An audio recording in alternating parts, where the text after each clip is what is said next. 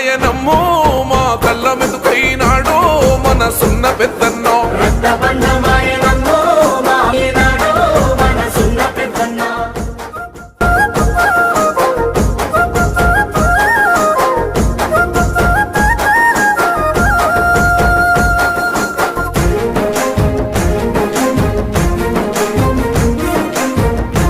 చూపే చెయ్యి నిరుపేదల కంటి పాపమయ్యి ఆకలి తీర్చిన అమ్మవయ్యి